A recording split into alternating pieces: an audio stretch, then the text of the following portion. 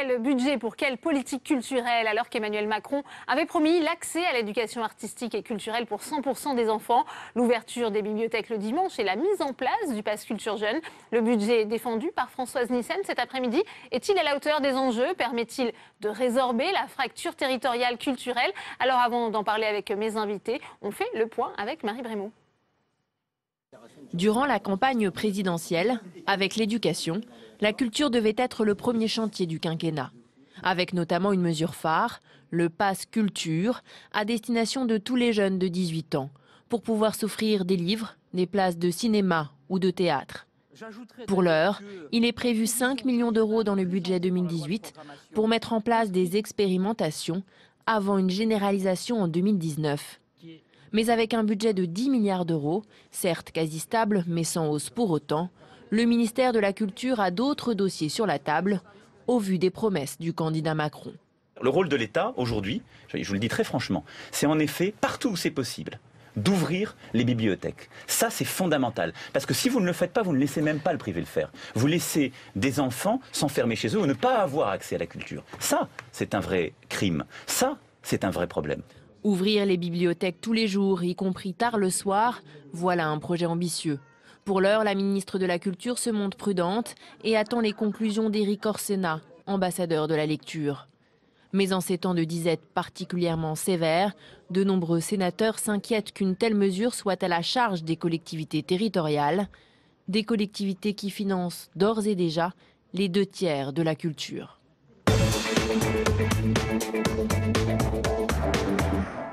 Et on ouvre le débat dans Sénat 360 avec mes invités sur ce plateau. Jean-Michel Ribes, bonjour. Merci d'être avec nous. Vous êtes le directeur du Théâtre du Rond-Point à Paris, auteur et metteur en scène de Sulky et Sulcu, ont des conversations intelligentes. La pièce se joue jusqu'au 10 décembre. C'est une pièce qui interroge aussi sur la place de l'art et la culture aujourd'hui. On va en parler à l'occasion de ce débat. Avec nous également Julien Bargeton, bonjour. Bonjour. Sénateur La République En Marche de Paris. Vous êtes membre de la Commission des Finances. Vous êtes le rapporteur de la mission culture dans le cadre du PLF. Porte-parole par ailleurs du groupe En Marche au Sénat. Olivier Paccaud est également sur ce plateau. Bonjour, vous êtes sénateur Les Républicains de l'Oise, membre de la Commission de la Culture. Première question pour vous, Jean-Michel Ribes. Aujourd'hui, on voit Françoise Nyssen présenter son budget culture au Sénat, 10 milliards d'euros. C'est à peu près le montant dont disposait Audrey Azoulay. Quand on voit les objectifs d'Emmanuel Macron pendant la campagne, est-ce que c'est un bon budget selon vous? Moi, je ne suis pas comptable, je ne sais pas. Je sais que le ministère de la Culture est toujours un ministère extrêmement difficile. C'est un petit peu la même problématique pour chaque ministre, un petit peu de gravir l'Himalaya avec des espadrilles. Donc c'est vrai que c'est sans doute pas assez, mais Françoise Nyssen est courageuse. Elle est courageuse, je le sais, puisqu'elle médite depuis 25 ans, donc elle est courageuse. Maintenant, on parlera dans le détail. Ouais. Je crois qu'à mon avis, le ministère de la Culture doit avant tout, avant de parler d'argent, doit avoir une politique culturelle et faire des choix. Ça me semble, tant que ça ne sera pas fait, on sera toujours dans le pataugeage et le saupoudrage. Julien Bargeton, peut-être une réaction à ce que vous venez d'entendre? Moi, je partage ce que vient de dire Jean-Michel Ribes. L'essentiel, c'est d'avoir des objectifs de politique culturelle clairs. Il me semble que la principale priorité de nos jours devrait être l'accès des publics. Ça fait un moment qu'on en parle et déjà un certain nombre d'initiatives ont été prises par les collectivités locales ou par l'État. Mais je crois qu'aujourd'hui, c'est là-dessus qu'il faut mettre l'accent. Parce qu'un ministère s'est construit, a bâti une aide à la création, à la diffusion. Nous avons beaucoup d'équipements qui irriguent le territoire. Nous avons des artistes de qualité qui sont soutenus. Mais nous constatons que les inégalités face à la culture s'accroissent.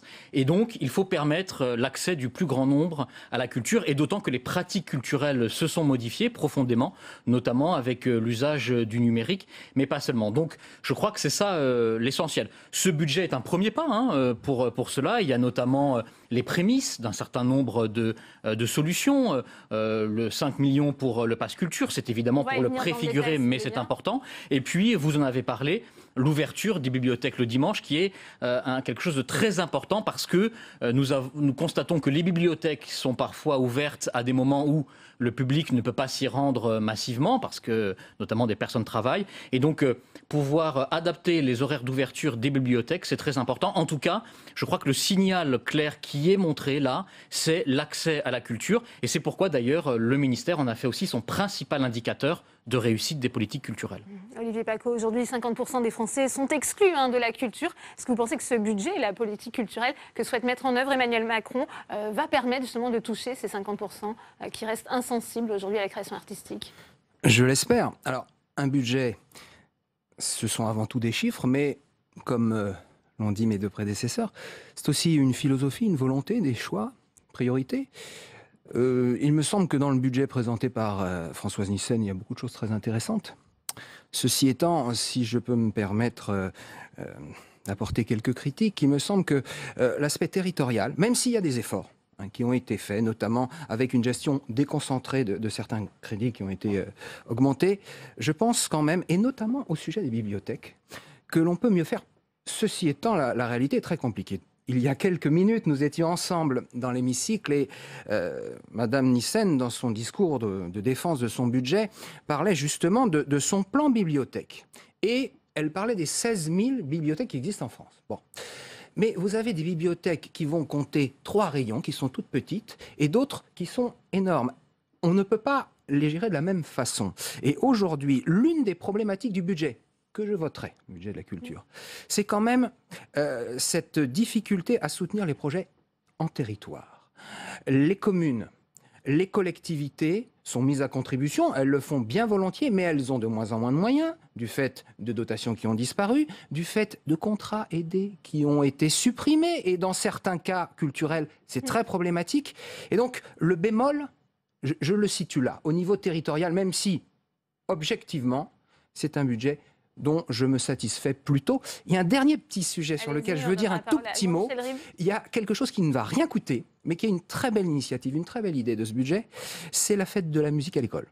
Il y a des aspects très sympathiques dans ce... Avec la rentrée en musique aussi. C'était un premier pas, mais la fête de la musique à l'école le 21 juin, c'est quelque chose de très positif aussi. Jean-Michel. Oui, quand on parle de l'accès à la culture au plus grand nombre, moi, il y a une chose qui m'interroge tout le temps. C'est-à-dire qu'on parle, on donne des passes culturelles, on dit ça. Moi, il y a une chose qui me semble devoir être réfléchie. Voilà. J'ai l'impression que ce mot action culturelle, moi, me barbe.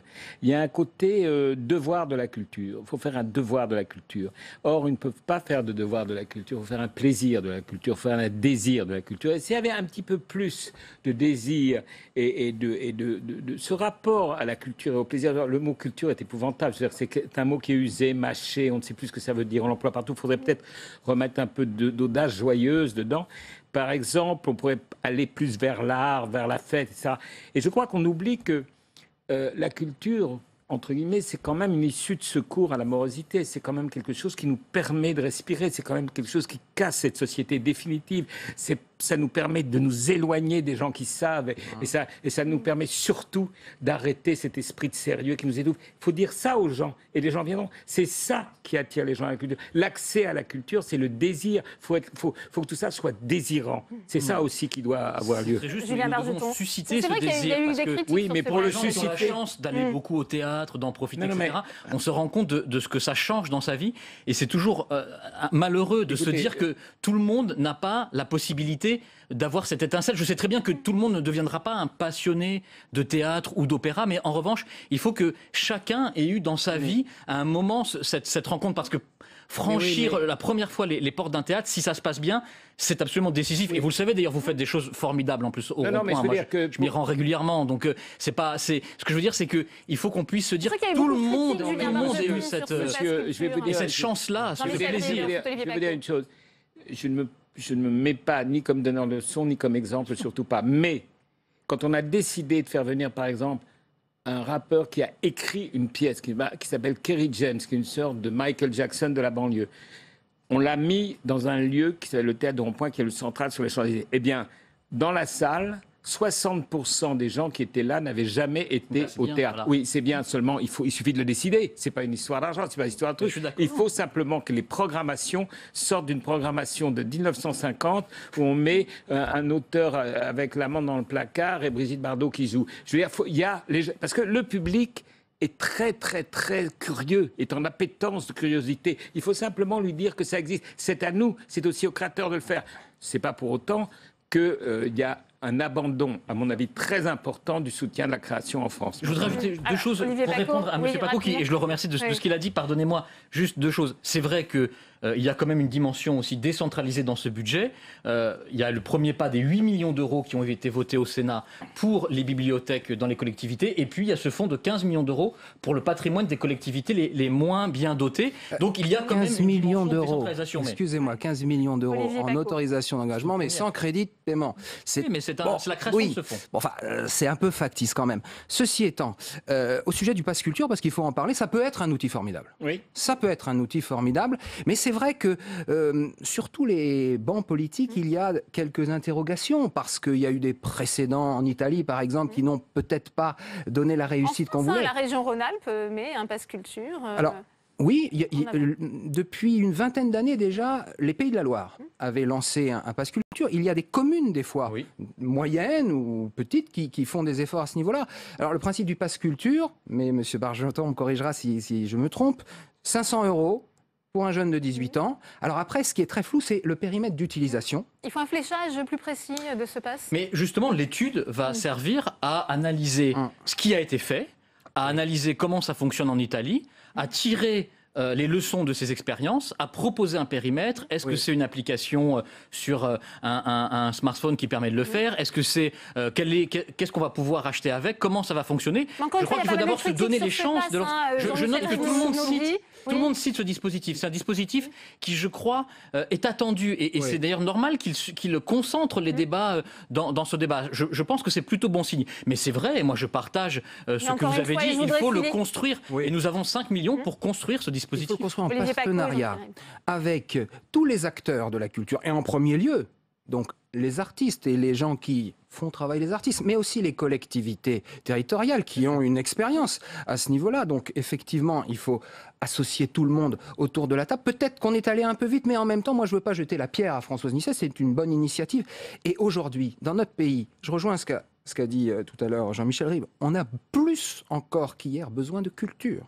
Dans notre société où malheureusement le vivre ensemble est si compliqué, où les tensions sont si nombreuses, où le communautarisme, où on vit de plus en plus replié sur soi, la culture est un des moyens, peut-être le plus festif, le plus efficace pour savoir se retrouver. La culture ou les cultures. Donc évidemment, il faut foncer. C'est aussi la démocratie. C'est aussi une façon de démocratiser. C'est en tout cas un rempart aux extrêmes. C'est en tout cas un endroit où on peut comprendre ou ressentir ou s'amuser en comprenant qu'on est complexe, qu'il y a des nuances, que tout n'est pas droit, que tout n'est pas simplifié, que le vivre ensemble, c'est plusieurs états d'esprit, que les auteurs reflètent cette arc-en-ciélisation de la nature humaine, on partage entre nous. Et ce que vous avez dit tout à l'heure, monsieur le sénateur, sur la fête me semble très important. Parce que la culture, à sa base, depuis le théâtre antique jusqu'aux fêtes du Moyen-Âge, etc., il y avait quand même quelque chose qui, même si ça répondait aux angoisses du peuple, et le chœur antique le disait, c'était quand même quelque chose qui était là pour faire oublier la pesanteur du monde, et donc il y avait quelque chose de festif. Et c'est ça qui manque aujourd'hui, je trouve, dans cette espèce d'obligation de culture, de devoir de culture. Non, combien de jeunes gens, ma fille en particulier, on leur a forcé à faire du solfège, on leur a forcé à faire ceci, ça les a dégoûtés, alors que peut-être c'était devenus des pianistes ou des musiciens formidables. Je crois qu'il faut attirer les gens sur leur sensibilité, la joie. La joie, c'est quand même la seule chose qui nous permet de supporter la vie. La joie dont la culture est la source. C'est ça qu'il faut rappeler. Et je pense que là, il y aura un grand pas pour l'accession à la culture, parce que finalement, aujourd'hui, enfin j'en sais quelque chose, pour payer une place plein tarif qui n'est pas chère en plus au rond-point, il faut vraiment se lever de bonne heure. C'est-à-dire, il y a moins de 60 ans, plus de 30 ans, machin, peu. Bon, il y a tout le monde, pour très peu d'argent, peut avoir des pièces de théâtre. Il faut arrêter cette image, en tout cas. Vous savez, le théâtre, j'insiste sur le théâtre parce que c'est un endroit où c'est le vivant. C'est-à-dire du vivant avec de vivant. Pourquoi le théâtre n'a pas disparu comme le carrosse a disparu avec l'automobile, le théâtre avec la télévision et le cinéma aurait dû disparaître? Non, il ne disparaît pas parce qu'on est ensemble, on vit ensemble, les gens sont émus par ce qui se passe, on se parle, etc. Et c'est un endroit à la fois d'humanité, à la fois de partage, à la fois d'ouverture d'esprit et à la fois de contestation. Et je pense que là, il y a quelque chose qu'il faut rappeler aux gens, que c'est un endroit de plaisir et de plaisir haut. De plaisir Julien et aussi Bargeton. d'être bouleversé dans ses représentations, d'être secoué parfois, d'être perturbé. Et ce que vous dites est très juste, c'est aussi l'évolution des pratiques. On voit bien par exemple que les conservatoires de musique qui avaient une forme de pratique un peu traditionnelle, eh bien, se sont ouverts davantage sur la ville, sur la façon de travailler en lien avec l'éducation nationale. Vous l'avez dit, je crois que c'est ça qu'il faut faire. Il faut démultiplier. Au fond, on a besoin de toute une gamme, de jouer sur toutes les touches de la vie artistique. Oui. Et pour que on puisse aussi lutter contre les inégalités à la racine. Je sais que moi j'y tiens beaucoup. Je pense que l'une des sources quand même profondes des inégalités dynamiques qui se reproduisent, c'est quand même le fait d'avoir ou non la chance de pouvoir profiter, d'accéder au théâtre, aux arts, au savoir et donc à la culture. Et c'est quand même, je crois, Julien Bargeton, pour résorber la fracture qu'il y a quand même entre Paris et la province aussi, que c'est aussi un enjeu, ça se joue pas. Je suis mieux Paris, placé pour en parler parce que mon collègue Julien Bargeton est élu de Paris. Moi, je suis élu d'un département qui n'est pas loin de Paris, qui est l'Oise, mais qui est un département très rural, où on a 688 communes, la plus petite fait 30 habitants. Et ce sont des communes qui, pour beaucoup, sont enclavées. Et pour aller au théâtre le plus proche, que ce soit à Amiens ou à Paris, puisqu'à Beauvais actuellement il n'y en a plus, eh bien il faut faire de la route et c'est compliqué. Alors réduire la fracture territoriale culturelle, ce n'est pas si facile que ça. Il y a effectivement aussi, et il faut en parler, des petites associations, enfin petites, pas du tout dans le sens péjoratif du terme, mais des associations culturelles qui font un travail formidable et qui aujourd'hui, malheureusement, subissent de plein fouet la suppression de ce qu'on a appelé la réserve parlementaire. Et dans le budget, c'est quand même 10 millions d'euros en moins au niveau de la culture qui n'ont pas été réinjectés. Alors, la qualité du travail de ces associations était des fois inégale, des fois c'était extraordinaire, mais elles faisaient vivre la culture en zone rurale ou aussi au fin fond de certains quartiers sensibles. Et ça, malheureusement, c'est un des petits oublis de ce budget, mais peut-être que pour l'année prochaine, ça sera corrigé, parce que dans le discours de Madame Nyssen, j'ai noté qu'elle a parlé des quartiers sensibles, j'ai noté qu'elle a parlé de la ruralité, qu'il ne faut pas oublier. Mais il y a tout ce réseau intermédiaire. Des sujets sur les tournées notamment. Je crois qu'il faut que nous puissions amplifier la diffusion des spectacles qui existent, et notamment par la tournée.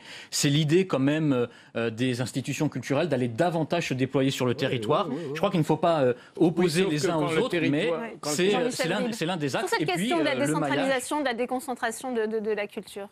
Il faut donner les moyens aussi à ce qui existe. Bon, vous savez, c'est depuis les rois, les plus anciens rois, Philippe Auguste, etc., que la centralisation est pas... C'est vrai que la culture se fait adouber à Paris. C'est-à-dire que tous les grands metteurs en scène de province viennent se faire adouber à Paris. Bon, c'est pas juste, etc. Mais je peux vous dire aussi que la culture, aujourd'hui, en tout cas en ce qui concerne la création, et particulièrement de tous les arts et du spectacle vivant, sans les coproductions avec la province, ne se ferait pas. C'est-à-dire qu'il y a quand même un échange formidable entre les scènes nationales, les centres dramatiques nationaux, etc., qui fait que l'addition de toutes ces forces permet à des créations de se faire qui ne se faisaient pas avant. Donc la décentralisation, d'une certaine manière, si elle n'est pas dans une espèce de médiatisation comme à Paris, elle est quand même au cœur de la création, de la possibilité de la création. Moi, il y a un autre, puisqu'il y a 2 sénateurs en face de moi qui s'occupent de culture, je crois qu'un ministre de la Culture, j'en ai usé beaucoup dans ma vie. Énormément. Pas abusé, usé. Usé, simplement, usé. Ils m'ont pas usé trop, moins, quoi qu'ils y ont mis parfois de l'élan. Mais je veux dire, je crois que tant qu'il n'y aura pas une décision d'un axe d'une politique culturelle claire, qui sera obligé de faire des choix parfois douloureux, entre l'endroit où on met de l'argent et l'endroit où pas de l'argent. Je ne veux rien dire et je ne veux dénoncer personne, mais il y a quand même des endroits culturellement, je ne suis pas sûr que ça répond exactement à l'idéal qu'on s'en fait, qui sont... Bon, je veux dire, non, mais si, mais c'est important. C'est très subjectif aussi, votre opinion. Non, elle n'est pas subjective parce que je veux bien me sortir de ce choix. Vous voyez, donc je suis très simple et depuis, d'une certaine manière, j'en sors. Tous les goûts sont dans la nature. Oui, mais pas les mauvais. Voilà. Oui, c'est Non, non, mais les joliment mauvais. dit. Non, mais attendez, il y a une. J'imagine le pauvre artiste que vous allez qualifier de mauvais auteur. Je ne parle pas de pauvres artistes. Je parle des institutions. Des institutions. Et je veux dire, je suis désolé, il y a une... C'est-à-dire, vous demandez un rééquilibrage, c'est ça? Non, je pense que ce saupoudrage partout, etc., me semble très néfaste. Et je veux dire, on sait très bien, il y a quand même des endroits dont on sait très bien qu'il y a un désert culturel et qui n'est pas réensemencé par les institutions qui sont là. Ouais. Bon, on peut, par une espèce de politique de tout le monde, continuer à le dire. À mon avis, rien n'avancera. Et je pense que là, comme le faisait Mitterrand d'une certaine manière, c'est quand même le chef de l'État qui doit donner l'impulsion culturelle. Oui. Alors c'est bien, moi je trouve formidable. C'est pas le cas d'Emmanuel Macron, c'est ce pour que qui vous j'ai de dites la sympathie et que je connais, quand il disait Molière dans les gares, qui continue. Mais je veux dire qu'il faut absolument, il y a un acte courageux et qu'on aille vers l'émergence. Vous voyez, je veux dire, c'est pas le pauvre petit. Moi, on a fait 500 auteurs qui n'étaient pas connus dans le théâtre, qui ont émergé. Est-ce qu'il y aura une parole forte du chef de l'État? Il faut déployer, il faut aider aussi les institutions existantes à se déployer et en donnant des critères d'attribution, notamment plutôt que de multiplier les équipements, il faut regarder le maillage là où il en manque, etc. Mais ne soyons pas dans encore le développement de ce qu'on appelle l'offre culturelle. En revanche, il faut aider des institutions qui existent à faire davantage pour se tourner sur les publics, le scolaire, etc. Et je crois que c'est cette étape-là à laquelle nous sommes arrivés. On est très contents. On le dit parfois un peu rapidement. Il y a eu Malraux qui était le ministre des Œuvres, Jack Lang le ministre des Artistes, et puis ensuite des ministres qui ont essayé de lancer le temps des publics. On voit bien que ce n'est pas facile parce que c'est un nœud des inégalités, mais est vraiment venu le temps des publics en matière culturelle. Il faut faire confiance aux collectivités locales et territoriales qui connaissent parfaitement les acteurs locaux, qui connaissent parfaitement les troupes de théâtre, les artistes locaux. Elles ont des moyens financiers plus ou moins importants, elles les utilisent souvent mieux que Paris ne les utilise chez eux. Donc il faut leur faire confiance. Ouais. Même si parfois, malheureusement, la culture, ça peut rester aussi la variable d'ajustement de certains budgets des collectivités. Je n'ai pas entendu. Parfois, malheureusement, la culture reste une variable d'ajustement aussi pour les collectivités territoriales. Écoutez, dans les Hauts-de-France, qui est ma région, il y a eu pour le premier budget, 40 millions d'euros de plus sur ce budget. Donc, dans les Hauts-de-France, Xavier Bertrand et son équipe ont fait beaucoup plus. Jean-Michel Rime, peut-être un petit mot avec vous pour conclure ce débat, si on peut le conclure. Je pense que c'est un débat qu'on ne peut pas conclure parce que c'est un débat qui est, à mon avis, si vous voulez, je crois que cet endroit-là, c'est la vie d'un pays. En tout cas, la culture, pour la France, c'est notre pétrole. Il faut pas, moi, quand on va à l'étranger, tout le monde va à l'étranger, on dit oh, vous avez de la chance, la France, la culture, etc. Je crois qu'il faut aller vers l'élan, vers le courage, vers le saut dans le vide. C'est comme ça qu'on trouve d'autres planètes. Vers, vous savez, Aragon disait, il faut creuser des galeries vers le ciel. Et je crois que c'est ça. Il faut ouvrir et aller vers quelque chose qui apparaît et qui nous racontera demain en l'écrivant aujourd'hui.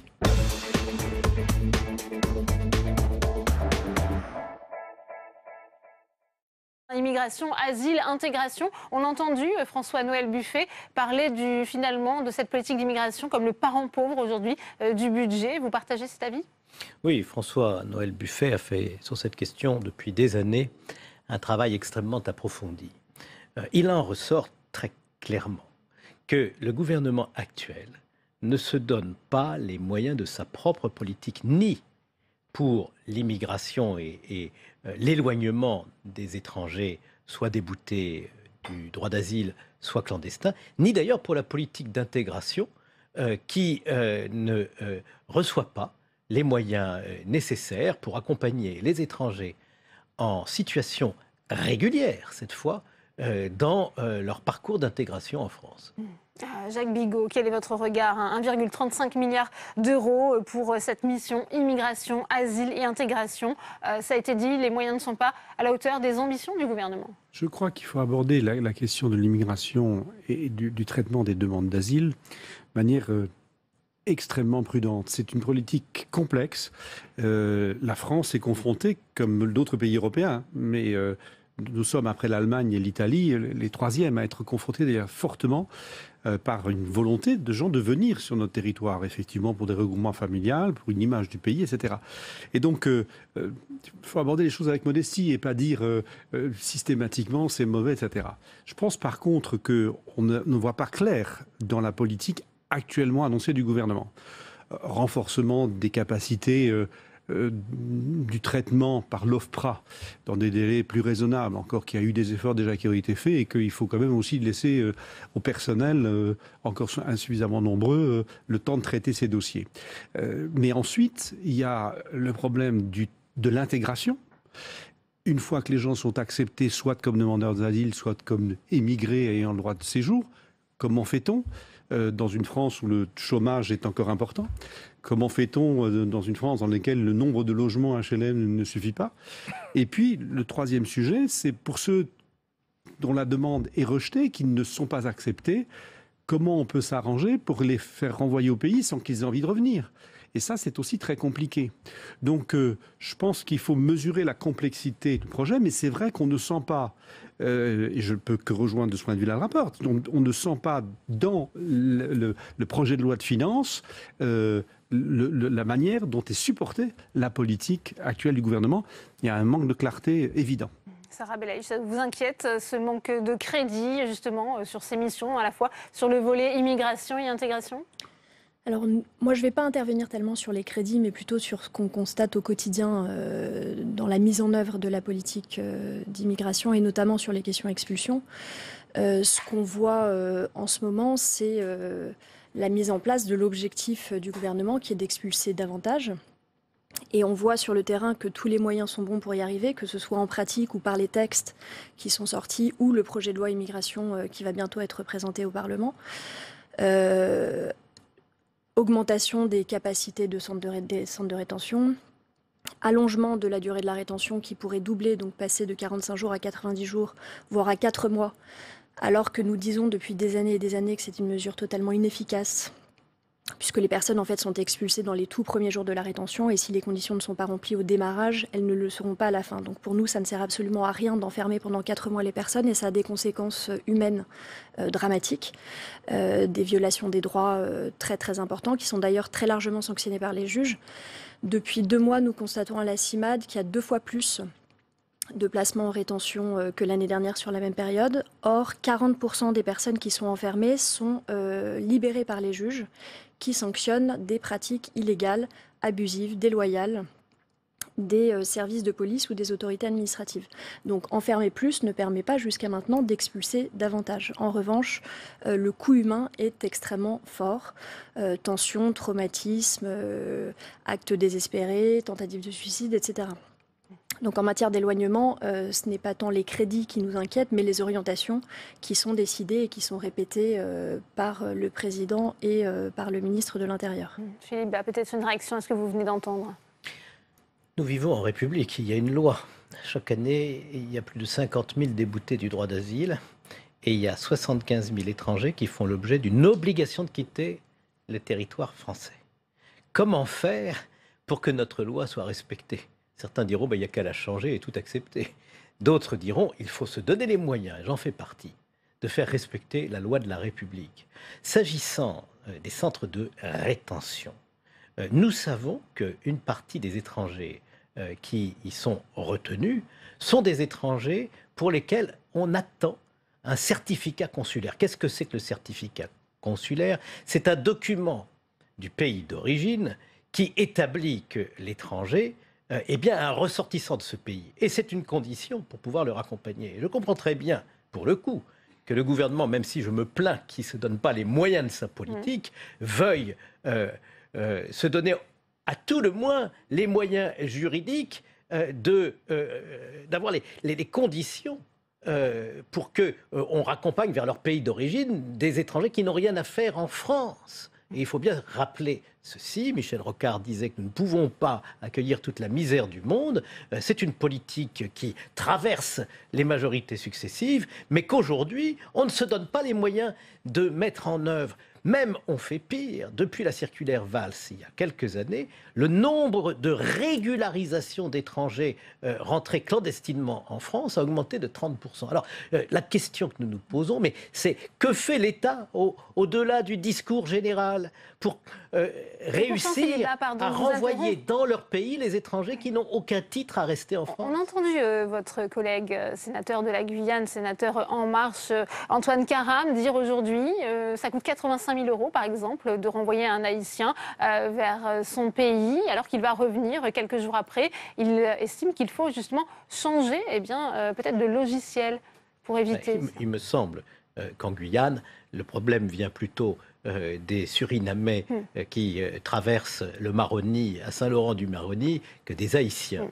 Il y a peut-être des cas où leur accompagnement sera très coûteux.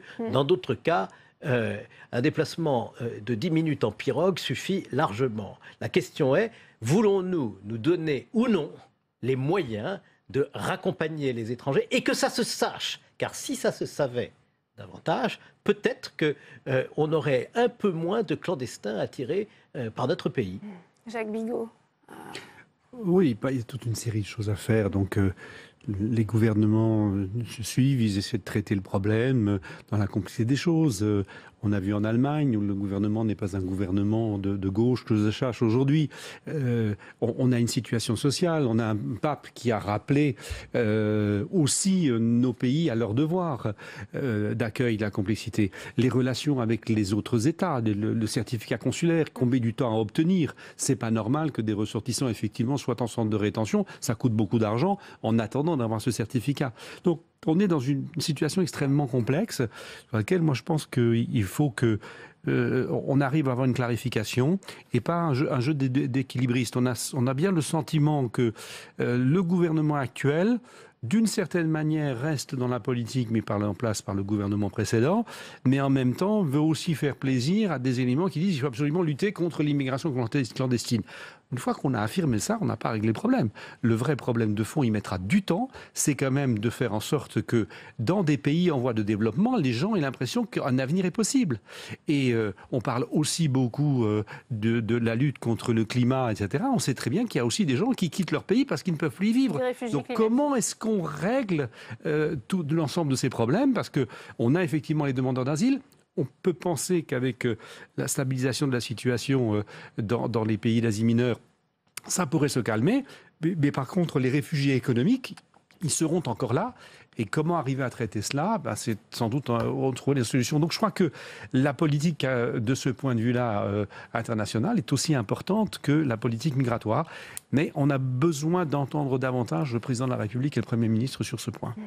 Et Serra Belaïch, aujourd'hui, on voit aussi clairement Gérard Collomb, le ministre de l'Intérieur, qui rappelle, dès qu'il en a l'occasion, sa volonté de renvoyer dans leur pays les déboutés de l'asile. Tous ceux, je cite, qui n'ont pas vocation à rester en France. Il y a apparemment cette circulaire envoyée au préfet en date du 20 novembre qui met la pression sur l'immigration régulière avec des résultats rapides. Vous le ressentez aussi au niveau des associations? Tout à fait. Je vous le disais avant même la publication de cette circulaire, un doublement des placements dans les centres de rétention.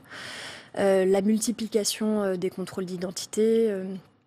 Alors, c'est rendu possible par la loi sur la sécurité intérieure. Donc, au nom de la lutte contre le terrorisme, il y a une extension des possibilités de contrôle frontière, non plus seulement aux frontières, comme son nom devrait l'indiquer, mais sur une très grande partie du territoire français, ce qui est pour nous une forme de légalisation des contrôles aux faciès. Ça permet de refouler de façon très très importante des personnes exilées qui se présentent aux frontières, notamment la frontière avec l'Italie, à La Roya, à Menton, dans le Briançonnais, où nous constatons quotidiennement que des personnes sont refoulées sans que leurs droits, et notamment leur droit à déposer une demande d'asile en France, puissent être examinés, donc des refoulements illégaux. Donc il y a non seulement cette politique d'expulsion du territoire français, mais aussi une volonté très claire de ne pas laisser entrer les personnes sur le territoire français, là encore, au nom de la lutte contre le terrorisme. Alors que selon nous, l'objectif premier, c'est plutôt de limiter tout simplement les flux migratoires. Il y a des refoulements illégaux, comme vient de le dire Serra Belaïch, selon vous, Philippe Bas? Il y a surtout des refoulements légaux. La question pour nous est de savoir si on préfère laisser rentrer les clandestins et ensuite ne pas réussir à les renvoyer chez eux, ou au contraire éviter qu'ils entrent sur le territoire national. Et je crois que c'est un signe positif quand on voit qu'effectivement, aux frontières de la France, on refoule les étrangers qui n'ont pas de titre à rentrer en France. C'est une mesure vraiment d'ordre public qui me paraît tout à fait nécessaire et qu'il faut mettre en œuvre, bien sûr. Là aussi, il y a un manque de moyens, clairement, sur les effectifs des policiers, sur le rétablissement des contrôles aux frontières intérieures. C'est ce que nous avons dit, effectivement, en examinant ce budget. Au fond, la première condition, c'est effectivement le refoulement aux frontières. La deuxième condition, c'est de rendre effectif l'éloignement de l'étranger sans titre, qu'il soit débouté du droit d'asile ou qu'il soit simplement un clandestin que nous avons identifié et qui fait l'objet d'une obligation de quitter le territoire français. Mais vous voyez, les compagnies aériennes refusent de laisser monter à bord un individu qu'il faudrait contraindre par la force de monter à bord, parce que les prescriptions de sécurité aérienne s'y opposent. Les malheureux préfets, lorsqu'ils reçoivent une circulaire pleine d'autorité martiale du ministre de l'Intérieur, ils aimeraient bien aussi que le ministre de l'Intérieur leur dise « mais comment faire matériellement pour accompagner collectivement des étrangers en situation irrégulière ?» Ce qui a deux effets. Premièrement, ça abaisse le coût unitaire du raccompagnement, et deuxièmement, ça permet d'éviter que le commandant de bord s'oppose à ce qu'un individu soit embarqué. Jacques Bigot, sur cette question des reconduites à la frontière. Ce que vient d'indiquer Philippe Bard prouve bien toute la complexité du processus et l'organisation. Et c'est vrai que on voit régulièrement des circulaires, des instructions données, certains vont montrer de leur fermeté parce que dans leur vision électorale c'est bien, d'autres étant plus généreux. C'est ce que vous dites, Jacques Bigot. Il y a aussi de l'affichage, donc je pense que sans être membre de La République En Marche, et vous le savez, je pense qu'il faut peut-être essayer de voir comment on peut régler ce problème, peut-être de manière un peu plus consensuelle, en sachant bien effectivement qu'il y a des problèmes, que les centres de rétention, moi je suis un élu du Bas-Rhin comme vous l'avez rappelé, à Strasbourg le centre de rétention est fermé, faute de moyens humains pour l'encadrer. Or nous en avons besoin, et ça coûte très cher à l'État de renvoyer des gens à 500, 600 km de là pour les mettre en centre de rétention, alors que peut-être si on pouvait au moins les laisser dans la proximité, même s'ils sont venus d'ailleurs peut-être pour rejoindre la famille et qui ne sont pas autorisés, ils peuvent au moins avoir des visites dans un centre de rétention de proximité. Donc c'est des choses comme ça qu'il faut faire, mais on est face à des situations extrêmement complexes. Les modalités de renvoi sont, là l'a dit, très chères, compliquées par la position des pilotes et par les certificats consulaires. Donc que personne ne vienne, je crois, dire on va donner des leçons. Mais par contre, on a besoin d'avoir un peu plus de vision de la part du gouvernement actuel. Et on attend cela. Je crains qu'effectivement la loi qui nous sera proposée soit une loi par trop répressive plutôt qu'une loi d'accueil. Et puis, il faut espérer peut-être que des accords plus fermes au niveau de l'Europe permettront de régler le problème. Parce qu'on a aussi le problème du renvoi, dans le cadre des accords de Dublin, vers un autre pays européen qui est en charge de s'occuper du réfugié légal. C'est aussi très compliqué. On n'a pas la solution à ce niveau-là non plus. C'est sûr que ce n'est pas avec des rodomontades qu'on va régler ce type de problème, compte tenu de cette complexité. Mais ça demande de l'audace. Et ça demande de faire autre chose que ce qui a été fait jusqu'à présent. Sarah Belaïch, on a parlé des questions d'immigration. Il y a aussi le volet intégration. Les sénateurs ont également jugé insuffisants les crédits dédiés à l'intégration, à l'accueil des réfugiés en France. Quel est votre regard sur ce point ? Alors, moi, je me prononcerai peut-être pas sur l'intégration, mais sur l'accueil des demandeurs d'asile et notamment l'hébergement des demandeurs d'asile, parce que c'est un problème crucial pour nous. Et sur le terrain, nous constatons des difficultés très importantes. Il y a eu un grand développement du dispositif national d'accueil des demandeurs d'asile, puisqu'il y a énormément de places qui ont été créées depuis 5 ans. Cela dit, l'augmentation de la demande d'asile fait que le retard qui a été accumulé par la France n'est pas comblé. Et on assiste toujours aujourd'hui à une crise de l'accueil des demandeurs d'asile, donc des demandeurs d'asile qui sont à la rue, qui dorment dehors tous les jours. Donc même si on peut se féliciter de cette prise en compte de la question de l'accueil des demandeurs d'asile par la création de ces places supplémentaires d'hébergement, il y a quand même quelque chose qui nous préoccupe particulièrement, c'est la logique qui sous-tend le projet, à savoir on profite de cette mise à l'abri et de cet hébergement pour opérer un tri entre les demandeurs d'asile, donc ce qui remet pour nous en question le principe de l'inconditionnalité de l'accueil, puisque les personnes au sein de leur structure d'hébergement vont pouvoir faire l'objet d'un examen de situation pour pouvoir être expulsés plus rapidement. Donc il y a pour nous aussi un détournement des missions qui sont confiées à ces foyers d'hébergement, qui sont à la fois là pour apporter un accompagnement social et à la fois là pour contrôler les personnes en vue de leur expulsion, ce qui nous semble complètement contradictoire et qui ne nous semble pas en adéquation par rapport à l'éthique du travail social. Philippe Bas. Oui, écoutez, il y a aussi un abus de la protection offerte aux demandeurs d'asile. Car beaucoup de demandeurs d'asile savent pertinemment, au moment de faire leur demande, qu'ils n'ont strictement aucune chance d'avoir le statut de réfugié et de bénéficier d'un asile. Et par conséquent, ça justifie de la part de l'État qu'il soit extrêmement vigilant. Oui, la France respecte ses obligations internationales, mais il ne faut pas non plus qu'il y ait une forme d'imposture dans la demande d'asile.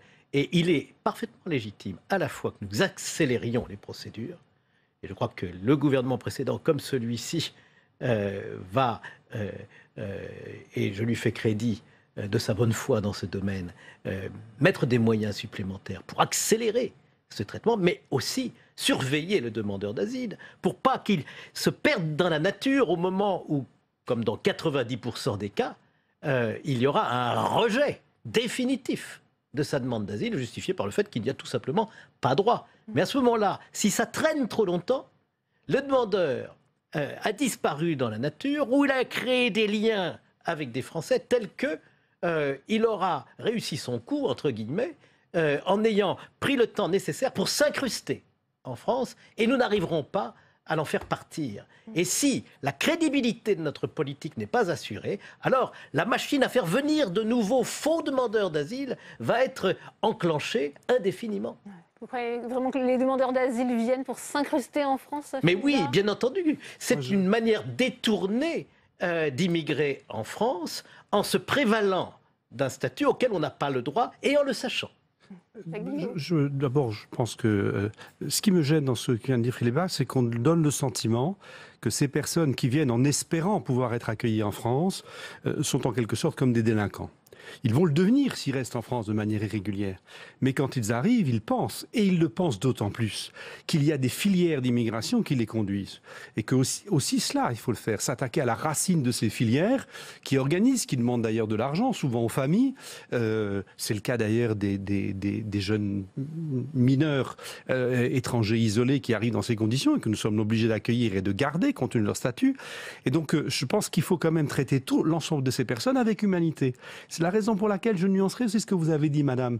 Lorsque dans les CADA, dans les centres d'accueil des demandeurs d'asile, on se préoccupe de savoir s'ils vont avoir l'asile, mais s'ils ne l'ont pas, comment est-ce qu'ils vont être traités, je pense que ça peut commencer là, par ce travail d'humanité à faire à leur égard, pour leur faire comprendre que la France ne peut pas, comme l'avait dit Michel Rocard à l'époque, accueillir toute la misère du monde, mais elle doit prendre sa part. Donc c'est extrêmement difficile. Individuellement, face à chacune de ces personnes, on a envie de leur donner la chance. Et sur les lieux d'accueil, moi j'ai fait l'expérience comme maire, quand je l'étais encore, de ma commune, où on a pu accueillir dans des lieux une quinzaine de personnes à la demande de l'État. Ça s'est fait avec l'aide des associations. Et ça s'est très bien fait. Et certains maintenant ont un emploi. Le vrai problème, c'est aussi la capacité. La France peut accueillir des gens qui sont demandeurs d'asile. Mais elle doit effectivement pouvoir renvoyer ceux qui n'ont pas cette qualité, mais qui souvent ont été aussi des victimes et qui sont passés par des chemins épouvantables. Pensons à cet esclavage dont certains sont victimes en Libye. Je pense qu'il faut traiter l'ensemble de ces sujets avec beaucoup d'humanité et beaucoup de modestie parce que c'est très compliqué. Et c'est le cas aujourd'hui avec la politique du gouvernement, selon vous, Sarah Belaïch, humanité et modestie? Moi, j'irais plutôt humanité et fermeté, puisqu'on l'a vu, l'un des objectifs du gouvernement, c'est d'expulser davantage. Donc le volet fermeté est clairement là. Le volet humanité concerne plutôt les demandeurs d'asile et les réfugiés. En ce qui concerne les migrants économiques, c'est plutôt la fermeté qui s'applique. Dans les discours, il y a une très nette distinction entre les réfugiés et les migrants économiques, avec une tendance à considérer qu'un motif de migration est plus légitime que l'autre et que les migrants économiques n'ont pas vocation à rester sur le territoire et doivent être expulsés. Est-ce qu'on a pu chiffrer, Moi, je ne Philippe vois Bas aussi dans la politique du gouvernement ni fermeté ni humanité. Pas de fermeté, car dans le budget que nous discutons, il y a une diminution du nombre de reconduites à la frontière qui sont financées par rapport à 2017 et 2016. C'est très clair. Deuxièmement, je ne vois pas où est l'humanité quand l'Office français d'intégration et d'immigration se consacre de plus en plus à l'accueil des demandeurs d'asile au détriment de l'intégration des étrangers en situation régulière. Je crois que c'est une matière extrêmement difficile, évidemment, cette question de l'immigration. Aucun des étrangers qui viennent sur le sol national n'y vient par plaisir. Ils viennent effectivement parce qu'ils ont la vie dure et recherchent une amélioration de leur existence. Et donc je crois effectivement que tout ce qui relève de la prise en considération de la personne, de son respect, ça ce sont des choses essentielles. Mais le respect ne veut pas dire le laxisme. Quelqu'un qui n'a pas le droit d'être en France doit quitter notre pays et nous devons sans complexe, nous donner les moyens de le faire dans le respect de chaque personne. Est-ce que la commission des lois a chiffré les besoins, justement, à la fois pour le volet immigration et pour l'autre volet asile et intégration? Mais vous voyez bien, quand on énonce le chiffre de 75 000 obligations de quitter le territoire national, de 56 000 déboutés du droit d'asile, vous avez là un nombre d'étrangers qui est disproportionné au nombre des reconduites à la frontière. Ce qui est financé dans le budget, c'est 15 000.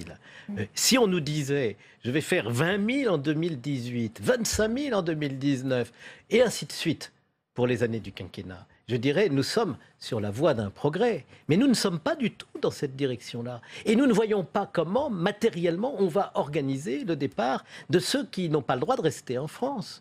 Et donc, il y a en quelque sorte une vacuité de la politique de l'asile, de l'immigration et de l'intégration qui n'est pas traitée comme une priorité nationale. Jacques Bigot, les crédits vont être débattus dans quelques instants dans l'hémicycle. Vous attendez une réponse particulière de Gérard Collomb, le ministre de l'Intérieur, sur ces sujets?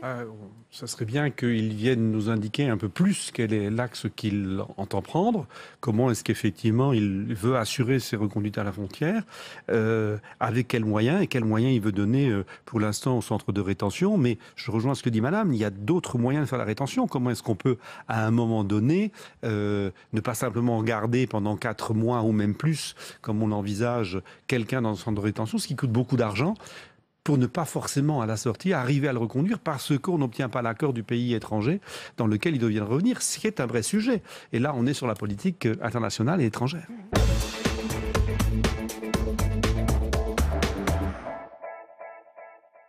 Bonjour Samia Ghali. Bonjour. Vous êtes par ailleurs sénatrice socialiste des Bouches-du-Rhône. Merci d'être avec nous. Cette visite est claire, elle se fera sans grand discours. Est-ce que vous pensez que c'est compatible avec l'ambition affichée d'Emmanuel Macron de tourner la page du passé en Algérie ?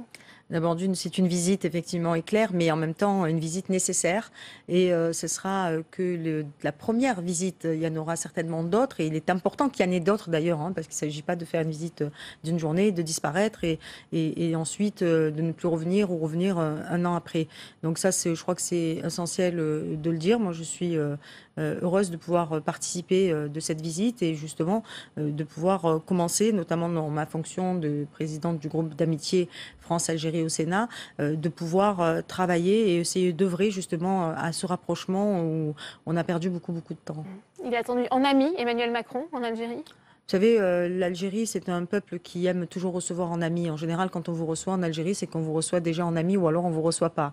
Je crois que c'est comme ça qu'il faut prendre les choses. C'est toujours important qu'un président de la République, notamment le président de la République française, se retrouve en Algérie. L'Algérie, ce n'est pas un pays commun, ce n'est pas un pays qui n'a pas d'histoire avec la France et qui n'a pas une histoire commune avec la France. Et donc, il est essentiel de renouer, je dirais, même mieux que ça, de bien nouer ces relations entre la France et l'Algérie. Il y a cette volonté d'apaiser les mémoires. On a réentendu sa sortie sur les crimes contre l'humanité. Il y aura de la repentance, vous pensez, de la part du chef de l'État ?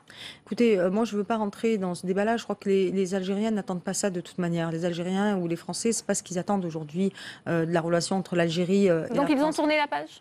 Tourner la page, je crois que, vous savez, quand... Cette phrase reste dans les esprits, c'est ce qu'on a pu dire.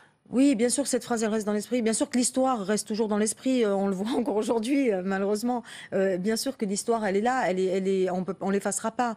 Donc, il est clair que chacun a sa propre, je dirais, conscience et raconte sa propre histoire d'ailleurs. Mais ce qui est important, c'est pas d'aller réécrire une autre histoire. C'est tout simplement de ne pas vouloir effacer ce qui s'est passé parce qu'on l'effacera pas et que ça a fait partie de l'histoire et de la France et de l'Algérie. Mais pour autant, il faut travailler à l'avenir. l'avenir, parce que si on regarde que toujours dans le rétroviseur, on va avoir du mal à avancer et à construire ensemble. Donc il faut que l'Algérie et la France se dépassent justement sur ces questions-là, arrivent à passer outre et arriver à construire autre chose pour demain. Ouais, on l'a rappelé, c'est le premier président en exercice finalement qui est né après les accords d'Évian. On sait qu'il veut s'adresser aux nouvelles générations, à l'Algérie de demain. Quel peut être le message qu'il va adresser justement à la jeunesse? Écoutez, je crois que c'est important que justement cette jeunesse, d'abord l'Algérie a une jeunesse importante qui quand même compte beaucoup.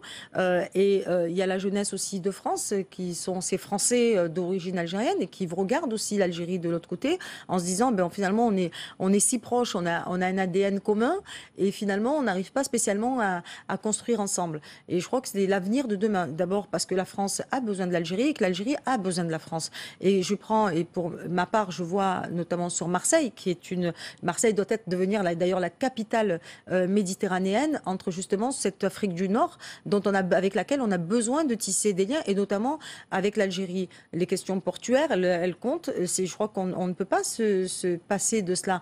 Moi, je vois sur Marseille, et notamment dans le territoire où je suis élue, on a aujourd'hui une communauté chinoise, notamment les grossistes chinois qui sont venus s'installer sur Marseille parce qu'ils ont en relation directe avec l'Algérie et qui se sont rapprochés finalement de l'Algérie tout en restant en France. Et bien ça, c'est important. Et c'est important que la France joue ce rôle-là. Et j'espère que ça, on va arriver à le comprendre. Et notamment chez les PME, par exemple. On a plein de PME, de chefs d'entreprise, de petites et moyennes entreprises qui, eux, ont besoin aussi de se développer en Algérie. Et inversement, en Algérie, il y a aussi des sociétés qui ont besoin aussi de venir investir en France ou venir se développer en France. Et je crois que c'est important de ce partenariat, de le renouer. Et c'est à travers cela qu'on arrivera d'ailleurs mieux à peut-être ensuite parler de notre histoire commune et peut-être des sujets qui peuvent fâcher aujourd'hui parce que c'est clivant quand on parle de l'histoire de la guerre d'Algérie. Mais il est clair qu'il faut en parler. Il faut en parler de manière décomplexée. Et il faut en parler sans se sentir ni insulté, ni... Il est plus libre par sa jeunesse, le fait qu'il n'y ait pas ce lien physique avec l'Algérie par rapport aux autres bien que, ah oui, mais moi présidents. je l'ai toujours dit et je vous assure que je crois que c'est important que justement le président n'ait pas ce lien avec l'histoire. Et ça, c'est pas rien, quoi. Parce que ça permet peut-être justement de le faire de manière plus détachée, avec moins finalement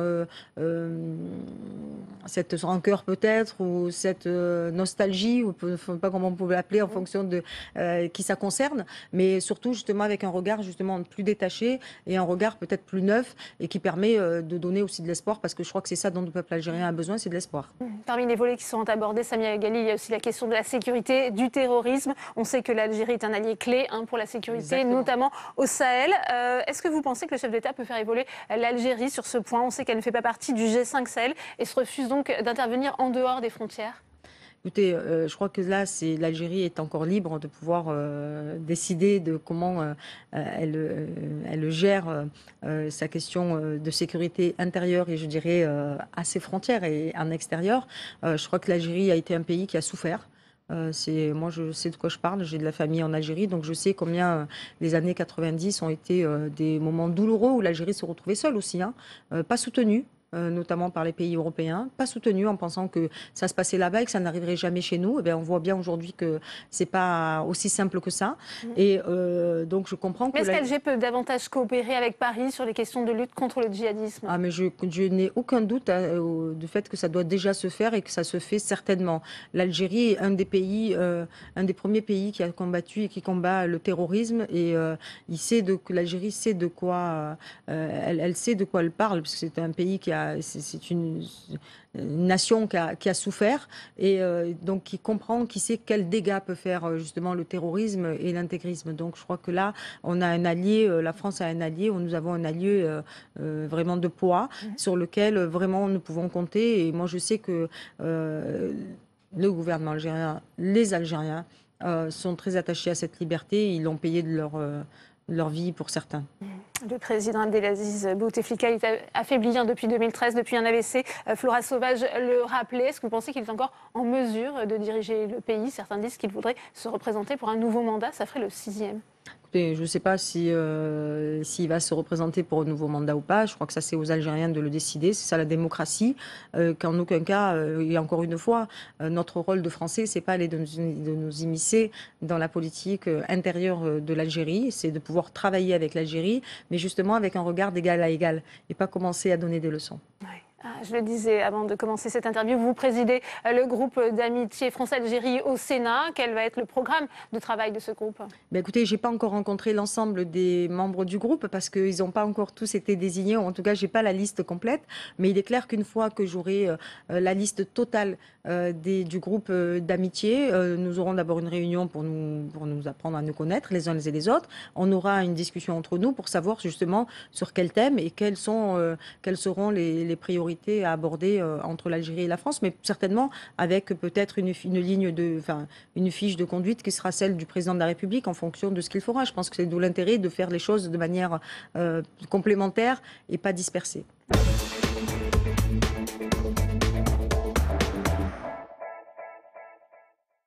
Première question pour vous, peut-être à vous, monsieur le questeur. Est-ce que ce qui a été dit pour l'instant, est-ce qu'il va être voté jeudi, entériné lors du bureau du Sénat sur cette réforme de l'IRFM, très attendue d'ailleurs?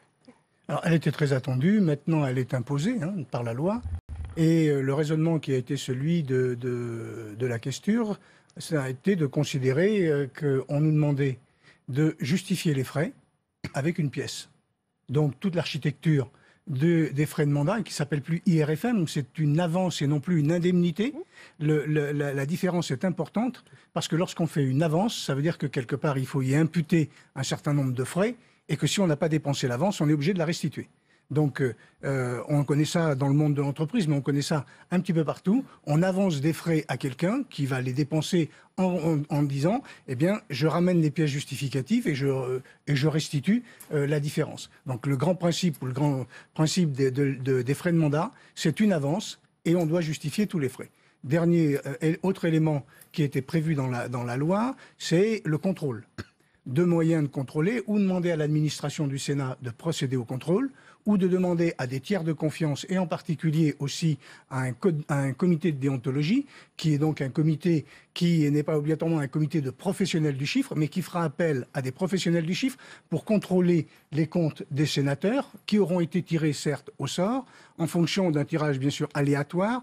Tout le monde sera contrôlé, mais en fonction d'un certain nombre de critères. Vous habitez à la campagne, vous habitez à la ville, peu importe. En tout cas, il y a une habitude chez les professionnels du chiffre, en tout cas chez les commissaires aux comptes comme chez les experts comptables, de procéder de cette manière-là et d'arriver à trouver une table de concordance pour trouver les différents éléments qui permettront d'assurer un contrôle réaliste de façon indépendante par ce comité de déontologie. Donc c'est une vraie réforme par rapport à ce qui existait auparavant. Ouais. Olivier Cigolotti, le contrôle sera aléatoire, indépendant suffisamment, selon vous ?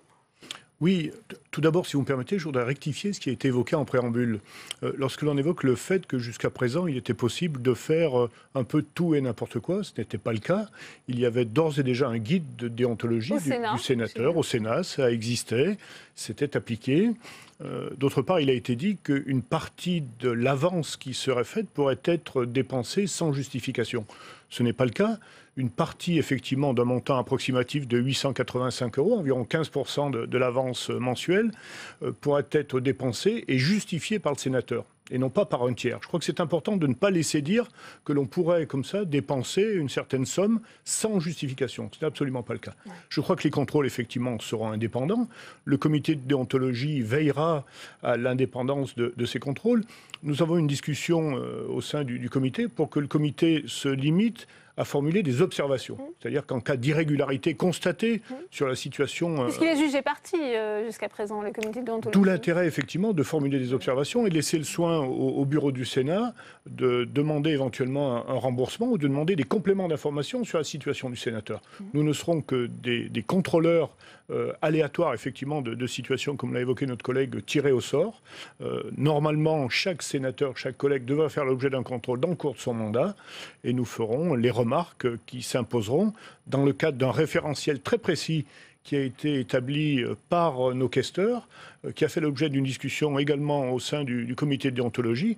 Nous avons formulé plus de 34 remarques sur ce référentiel. qui ont été prises en compte et qui feront l'objet d'une décision finale lors du bureau, effectivement, du 7 décembre prochain. Ouais. Il y aura des sanctions également, Madame Lamar. Alors, il y aura des sanctions, mais qui ne seront pas données par, évidemment, le comité de déontologie.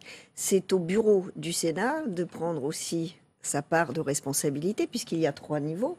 Il y a les questeurs, il y a le comité déontologie, et au final, il y a le bureau du Sénat. Le choix qui a été fait au Sénat, en effet, c'est de faire appel à des cabinets de comptabilité, parce que embaucher des personnes qui appartiennent au Sénat, c'est un petit peu être jugé parti aussi. Il y a des personnes qui sont payées pour ça, qui font très bien ce travail au niveau d'entreprises diverses et variées. Elles peuvent aussi le faire au sein du Sénat. Donc, et par rapport à ce que disait mon collègue sur l'enveloppe autorisée de 885 €, il est évident que si un sénateur enlève tous les premiers du mois 885 € systématiquement, etc., ça fera peut-être sourire. Ils seront peut-être les premiers contrôlés. Enfin, je veux dire, à un moment, il faut avoir de la décence et donc gérer de façon raisonnable, comme cela nous est conseillé et demandé maintenant dans la loi. Ouais, Samuel Le Goff, on a vu aujourd'hui Agnès Roblot-Troisier, c'est la déontologue, mais côté Assemblée cette fois, un petit peu perplexe sur la réforme en cours à l'Assemblée nationale. Ça reste très en deçà des objectifs législatifs. Est-ce que les sénateurs répondent mieux aux objectifs imposés par la loi, selon vous ? Alors je dirais qu'on a fait beaucoup de choses, on a dit beaucoup de choses autour de cette réforme. Finalement, il faut quand même la ramener à sa juste mesure. Effectivement, il y a eu des abus sur l'IRFM autrefois, que ce soit Assemblée, Sénat. Notamment sur l'achat de permanence parlementaire, c'est peut-être ou l'utilisation pour des vacances privées. Problème qui se réglait de fait par le non-cumul des mandats. Puisque un parlementaire qui n'a que son mandat de parlementaire, son IRFM, il la consomme entièrement pour ses frais de mandat. Le problème venait des cumulards qui pouvaient imputer leurs frais sur un autre mandat. Donc ensuite, la loi a été votée justement pour répondre à cette demande, à cette indignation. Et aujourd'hui, on retombe sur quasiment un modèle, quasiment ce qui existait avant, mais un peu plus contrôlé, un peu plus carré. Avec le contrôle, Samuel Le Goff. Mais en termes de contrôle, au Sénat, on est quand même sur un contrôle exercé par des sénateurs sur des sénateurs, sans la moindre personnalité extérieure, puisque l'aide technique qui viendra sera une aide purement technique, c'est un expert comptable qui vous dira, mais à aucun moment, le public ne saura si un sénateur a eu un problème. Beaucoup de choses vont sans doute se régler en interne, c'est-à-dire que ça va être de l'autorégulation. À l'Assemblée, ça va la même chose, puisque ce que craint la déontologue, c'est de ne pas avoir les moyens d'assurer ce contrôle. Elle assure déjà un conseil déontologique auprès de députés. Elle est débordée depuis le mois de juin parce qu'ils sont nouveaux, ils ne connaissent pas, ils ont peur de faire des erreurs. Elle doit assurer la gestion du registre des lobbyistes. Si en plus, elle assure le contrôle des notes de frais, il y aura forcément des problèmes, des gens qui seront suspects. Enfin, elle a peur de ne pas y arriver, effectivement. Il faudrait quand même trouver un système, mais la vraie question, le vrai cœur du problème, c'est qui décide de faire les contrôles et qui a la main sur la communication. Peut-être la réponse de Bernard Lalande avant de vous donner la parole, Benjamin Morel. Oui, je crois qu'il y a une méconnaissance du mécanisme. En fait, il a été demandé au Conseil supérieur de l'ordre des experts comptables, qui est lié par des règles de déontologie et qui est considéré comme compétent en matière de contrôle, que ce soit par la haute autorité ou d'ailleurs par la loi sur le fait de la certification des comptes de campagne, etc. Donc on a demandé au Conseil supérieur de l'ordre des experts comptables d'être les contrôleurs pour le compte du comité de déontologie. Les contrôleurs, qui seront donc des professionnels, émettront non pas un avis, puisqu'il n'est pas à eux d'émettre un avis, ils feront part de leur contrôle en disant: nous estimons, après avoir vérifié, etc., que est-ce que les dépenses sont raisonnables, qui est un critère qui n'existait pas. Est-ce que les dépenses sont faites dans l'intérêt du mandat? Alors, ils ne vont pas le qualifier, ils vont simplement relever un certain nombre de choses. Et est-ce que les dépenses qui ont été effectuées sont compatibles avec les différents éléments qui pourront être mis à leur connaissance? À partir de ce moment-là, le comité de déontologie, saisi d'un rapport individuel par sénateur, et pas collectivement, mais individuel par sénateur, aura à consulter, consultera éventuellement le sénateur en disant: il y a 2 cas de figure. Le premier, les dépenses ont été faites sans justificatif. Elles doivent donc être remboursées. Le deuxième, c'est que les dépenses ont été peut-être été exagérées, et dans ces conditions-là, le remboursement s'imputera sur l'avance annuelle. Il n'y aura donc, si vous voulez, on va avoir une avance de 5 900 €. Si vous n'avez consommé avec justification que 4 000 € par mois, en disant à la fin de l'année, vous restituerez les 1 900 €. Donc, en fin de compte, ça Et les marche. compteurs seront remis à zéro l'année suivante, Bernard Lalande. Les compteurs seront remis à zéro. Tout ça, c'est quelque chose qui Alors, existe Benjamin Morel. déjà. C'est-à-dire que ce n'était pas appliqué, mais que le reliquat ensuite soit récupéré par l'Assemblée nationale ou le Sénat, c'était quelque chose qui existait déjà avec l'IRFM. Et je rejoins Samuel Le Goff sur une idée, c'est qu'en fait, cette réforme... alors, c'était pas appliqué, mais ça existait dans le texte. Hein. Donc, je rejoins Samuel Le Goff sur quelque chose, c'est qu'en fait, il n'y a pas de révolution. Il y a un contrôle qui est un peu plus strict, qui est exercé par le politique sur le politique, et c'est pas forcément une mauvaise chose, parce que ce n'est peut-être pas à l'administration de contrôler des choses, etc. Néanmoins, on reste dans un modèle qui, sur le fond, est très similaire à l'IRFM. Et là, il est intéressant un peu de tracer la généalogie de cette réforme. Il ne faut pas oublier que pendant la campagne présidentielle, Emmanuel Macron disait l'IRFM, ça doit disparaître, on va tout fusionner, et les parlementaires auront un salaire plus gros, imposable, qui leur permettra d'assumer l'ensemble de leurs frais. Ça n'a pas été son choix, ça n'a pas été le choix du gouvernement. Néanmoins, on voit qu'une nouvelle majorité qui arrive à l'Assemblée nationale avec l'idée de tout faire exploser, qui peu à peu rentre dans ses pénates et comprend peu à peu comment ça fonctionne, arrive à une solution à peu près similaire que celle qui a été adoptée en 1997. Donc là, il faut quand même relativiser. Est-ce qu'on n'a pas fait, avec cette réforme, au bout du compte, quelque chose de plus complexe que ce qui existait déjà? Si on prend pour l'instant, puisqu'on n'a pas tout à fait les détails de ce qui va se passer au Sénat, enfin vous en savez beaucoup plus que moi, si on prend ce qui se passe à l'Assemblée nationale, on voit que la solution qui a été trouvée à l'Assemblée nationale, en fait, est pour beaucoup plus bancale que ce qui existait avant. Il y a un certain nombre de frais qui n'entraient pas dans le champ de l'IRFM qui vont y rentrer. Je pense notamment à la rémunération des stagiaires. Maintenant, ça va y rentrer. Donc, en fait, un certain nombre d'abus qui n'étaient pas possibles avec l'IRFM, je parle pour l'Assemblée nationale, seront possibles aujourd'hui. Donc, il y a tout de même une interrogation à avoir sur la maturité de cette réforme. Je parle de l'Assemblée nationale. Françoise Laborde. Voilà. Ah non, mais je ne peux pas laisser ensuite, dire allez-y. que payer un stagiaire, c'est un abus. C'est dans la loi, monsieur. Bien sûr. Donc, il faut bien Sur qu'on la paye. l'IRFM. Il faut bien la payer sur quelque chose. Sur l'enveloppe collaborateur. Mais non, Ah non, on n'a c'était pas. collaborateur ne Et non. permet pas. Et non. Et ce n'était pas permis à l'Assemblée nationale avant. Et oui, mais je suis désolée de vous dire ça. Mon enveloppe, puisque je parle de ce que je connais, c'est-à-dire moi, excusez-moi, j'ai une enveloppe collaborateur, j'ai 2 collaborateurs en ce moment, enfin collaboratrices d'ailleurs.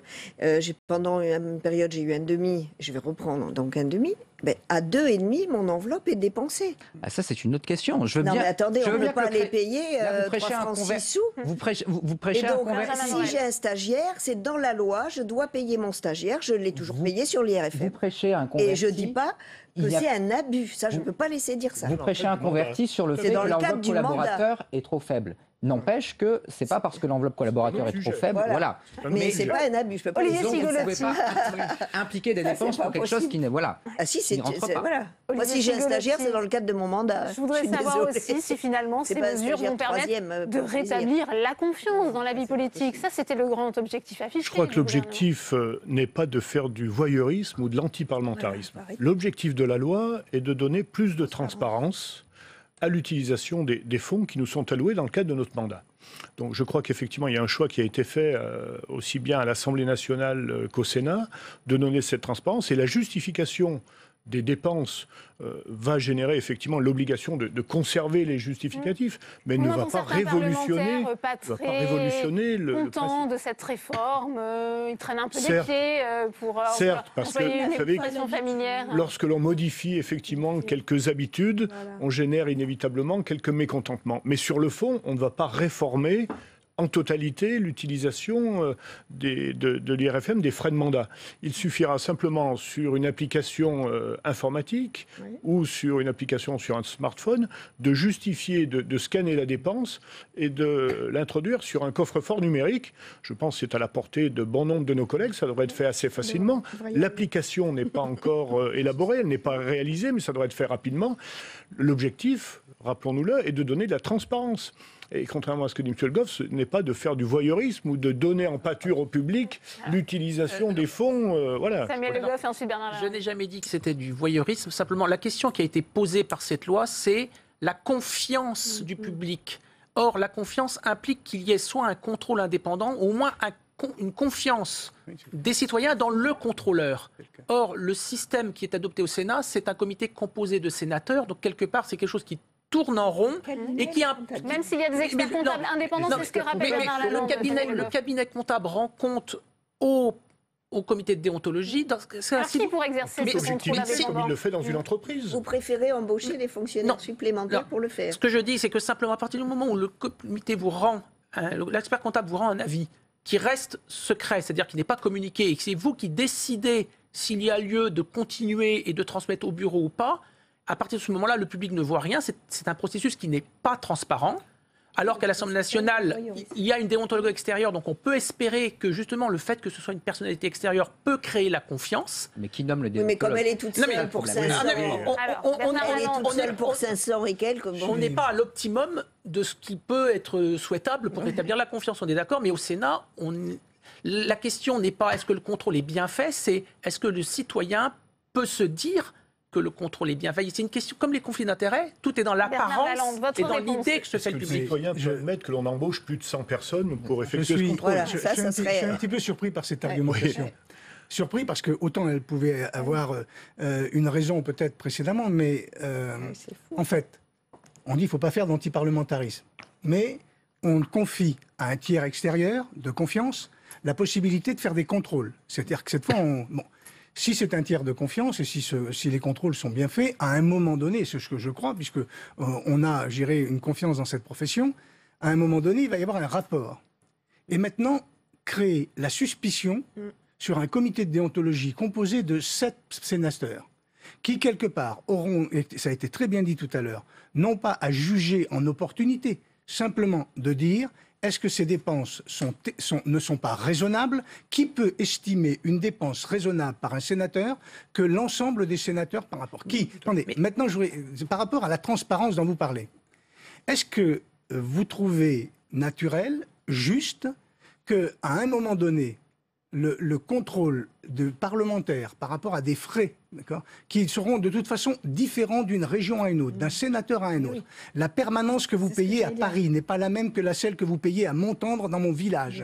C'est pas le même prix. Qu'est-ce que sera le focus qui sera donné sur tel sénateur ou sur tel autre? Je dois dire, si vous voulez, qu'il faut à un moment donné considérer que les sénateurs sont des gens tout aussi honnêtes que n'importe qui, et que le fait d'avoir mis en place un système de contrôle extérieur, et on peut faire confiance à cette profession pour dire que si à un moment donné elle est désavouée, elle s'en ira, ça fait partie des systèmes. Je crois qu'il faut arrêter de faire un procès en disant ceux qui sont procureurs sont vertueux et ceux qui sont chargés du contrôle sont de toute façon par nature interprétatifs. Je pense que Samuel Le Goff ne faisait pas de procès, il se demandait en fait quelle était la meilleure façon de permettre une meilleure confiance. Donnez-nous-la. Attention. Vous avez la solution. J'ai pas la solution. Justement, j'aimerais reposer les bases du problème. Le problème, c'est de ne pas faire, ce n'est pas de ne pas faire confiance aux parlementaires, c'est de se demander comment est-ce qu'on peut renforcer cette confiance.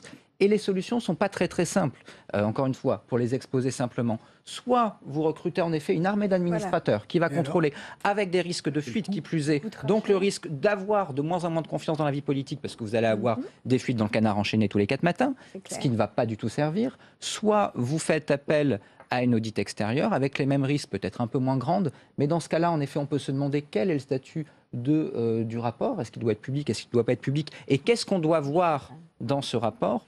Ou est-ce qu'on confie aux politiques le soin de contrôler le politique? Ce qui est une option, ce qui est l'option qui peut être choisie, mais dans ce cas-là, se pose la question de est-ce qu'on renforce réellement la confiance des citoyens? Ça, c'est une vraie question. Et objectivement, je ne suis pas sûr que cette réforme va apparaître plus lisible, va permettre aux citoyens d'avoir plus confiance dans la vie politique. Mais encore une fois, l'initiative de base, l'idée de base, celle qui a été proposée par la nouvelle majorité à l'Assemblée nationale, elle-même était un peu viciée, puisqu'il s'agissait à l'origine de dire les choses ne vont pas, nous allons tout renouveler, alors qu'en fait, nous ne savons pas réellement comment ça fonctionne. Samuel Le Goff, ensuite. Le débat tel qu'il tourne en ce moment est très révélateur d'un vrai blocage, c'est-à-dire que dès que l'on aborde auprès de parlementaires tout ce qui tourne autour de l'exercice de leur mandat, ils se braquent et se sentent agressés. Ah non, bah, non. Voilà. Pas. Et donc, non, mais, vous nous faites la vision que vous pouvez avoir effectivement d'activité parlementaire, mais pas pour avoir des frais. Pour la loi, vous nous faites confiance. Pour avoir vécu un certain nombre de la loi sur la presse, un certain nombre de lois depuis un certain nombre de lois depuis 2013.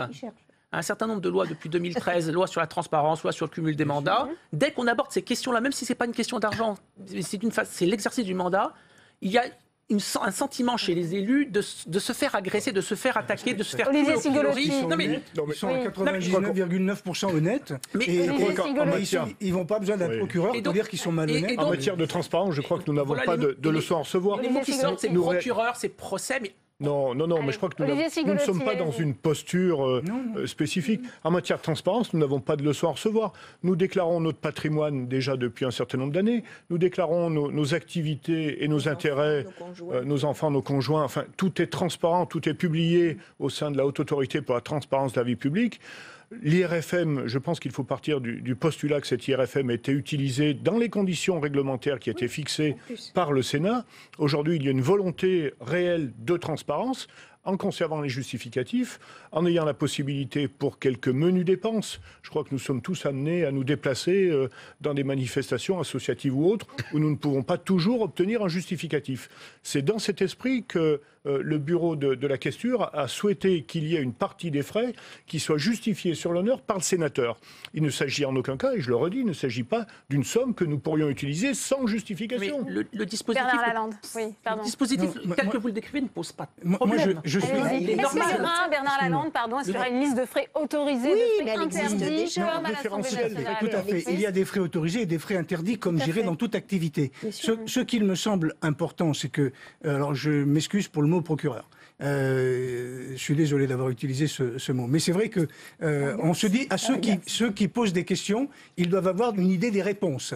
Et souvent, on a essayé de travailler, de faire quelque chose qui soit cohérent, qui fasse appel effectivement à une certaine transparence, puisque l'on va publier le référentiel, on publie l'avis du comité de déontologie et on publie le règlement du bureau, c'est-à-dire comment ça fonctionne. Donc tout ça, ça va être au public. Donc c'est transparent. La deuxième question, c'est on va jusqu'où la transparence? C'est-à-dire, qu'est-ce qu'on peut faire de plus et si on est preneur de solutions. Alors, attendez, hormis effectivement un panel d'individus qui géreraient en disant ça c'est bien, c'est pas bien. Je vous rappelle que nous sommes parlementaires et qu'à partir de ce moment-là, nous devons nous faire une idée sur tout ce qui concerne le pays. Et donc, pour répondre à votre question directement, y a-t-il des frais qui sont interdits, des frais autorisés ou des frais contrôlés? Oui.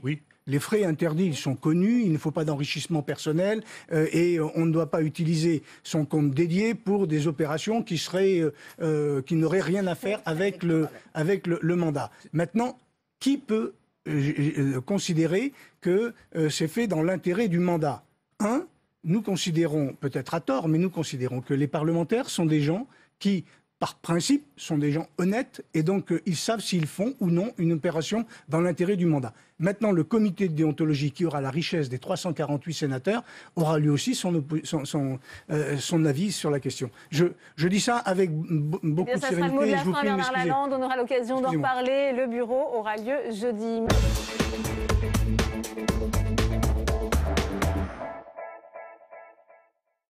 Hervé Morin, bonjour. Bonsoir. Alors, est-ce que la RF sera présente à la conférence des territoires? Ce sera le 14 décembre prochain à Cahors. On a eu l'occasion d'avoir un très long entretien, les présidents de région, avec Édouard Philippe, le Premier ministre.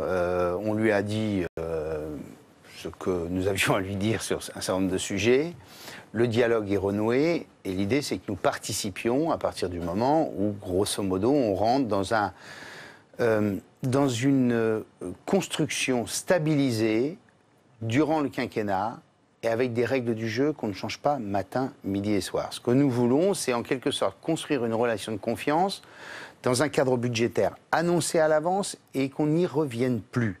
Qu'après, il y ait la réforme de la fiscalité locale, qu'il y ait des Et vous avez obtenu des garanties justement sur ce cadre budgétaire? Oui, moi j'ai le sentiment qu'il y a une volonté du Premier ministre d'aller vers ce cadre budgétaire stable. Après, c'est tout ça, comment tout ça se passe. Mais ce n'est pas le fond du sujet. Le fond du sujet, il n'est pas là. C'est derrière ça une idée extrêmement simple que doit se mettre dans la tête le président de la République, c'est qu'une partie du redressement du pays passe par les territoires. tout ne vient pas ni de l'Élysée, ni de Bercy, ni de Matignon. J'ai été dans un gouvernement pendant près de 4 ans.